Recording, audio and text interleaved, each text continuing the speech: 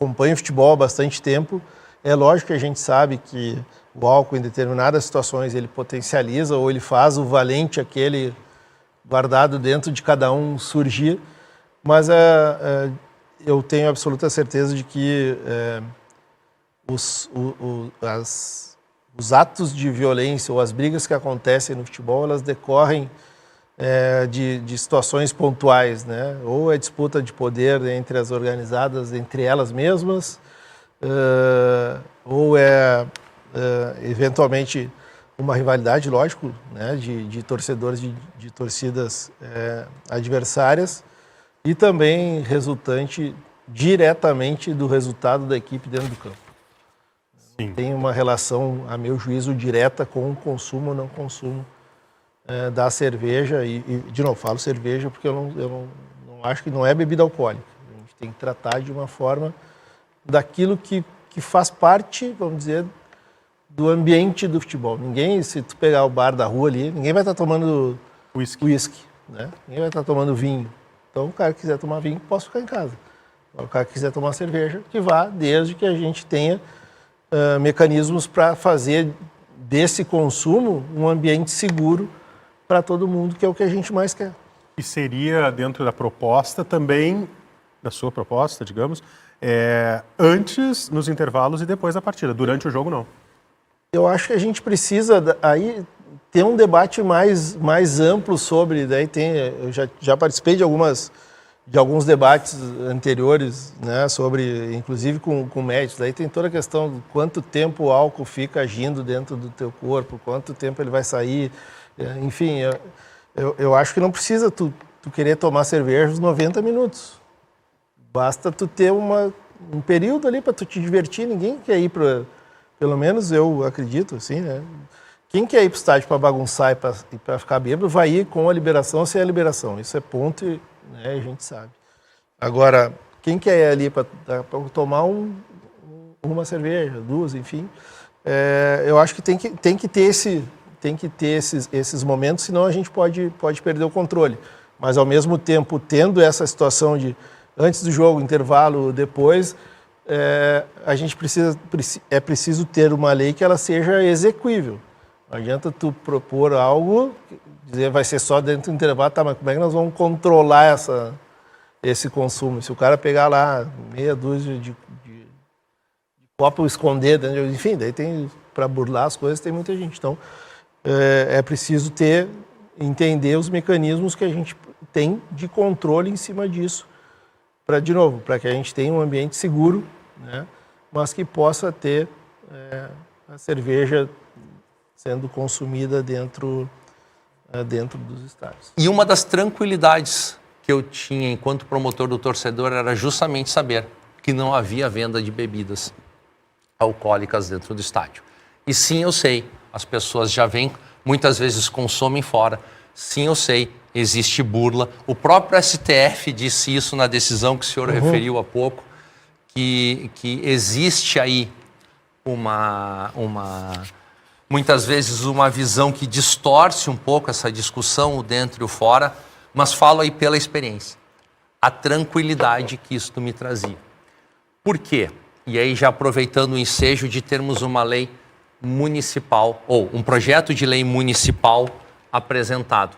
Não vou entrar na discussão, porque nós temos uma lei estadual que regulamenta isso, não vou entrar na discussão de competências dos estados ou dos municípios. Mas por que Porto Alegre? Porque Porto Alegre detém os 2 mais importantes estádios do Rio Grande do Sul. E recordo, eu tenho a imagem da placa do Beira-Rio, que fala que ele tem uma capacidade superior a 50 mil pessoas. O estádio lotado é muito maior, tem uma população muito maior que muitos municípios do estado do Rio Grande do Sul.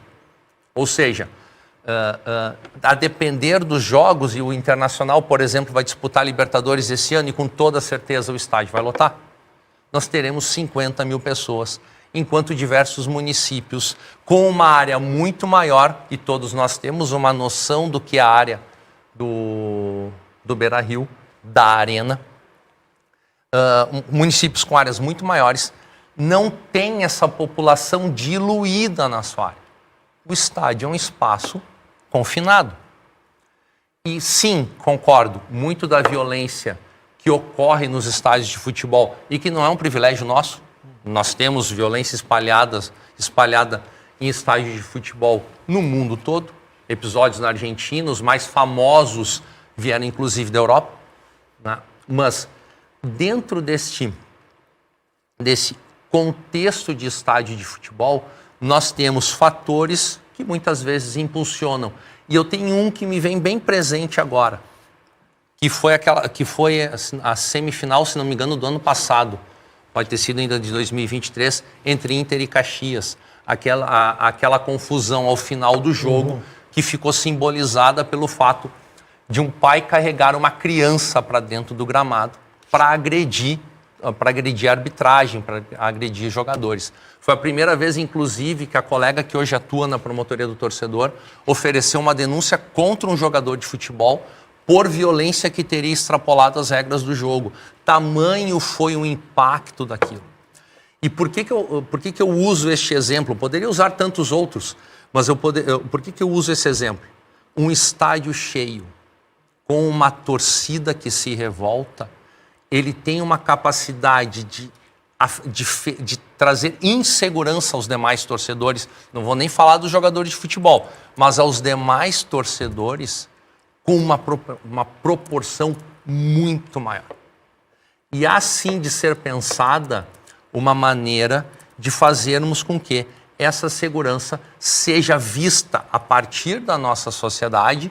E ok, o Ministério Público, naquele período em que fui promotor do torcedor, já havia medidas propostas contra leis municipais. Foi falado sobre Porto Alegre, teve um caso também de uma autorização em Pelotas, permitindo, acho que foi 2015, 2016, que a Câmara Municipal de Vereadores de Pelotas havia aprovado a venda de bebidas alcoólicas nos 3 estádios de lá. O Ministério Público propôs ação direta, o tribunal deu a liminar naquele momento, porque nós temos, independentemente da questão jurídica, nós temos uma preocupação muito forte com as questões de segurança. E isso acho que é o primeiro ponto de partida que eu trago para a discussão. O estádio de futebol, ele tem um contexto muito diferenciado em relação à segurança convencional. Ele é um ambiente onde, num espaço muito curto, há milhares de pessoas lá dentro. Há aquelas direcionadas... Um show também, né, doutor? Um show também. Mas nós temos aquelas que são direcionadas ou melhor dizendo, que podem estar direcionadas em algum momento para a prática de violência e as outras não. A grande diferença, e isso todos nós sabemos, todos nós que vivenciamos, um estádio de futebol aflora muito mais a emoção do ser humano. Vou usar o próprio exemplo que o presidente utilizou. Vou me valer das suas palavras. Claro. Muitas vezes nós temos situações em que as torcidas organizadas estão em disputa de poder, o que num show não acontece. Então nós também temos realidades distintas entre um e outro episódio. E isso é muito importante dentro desse debate.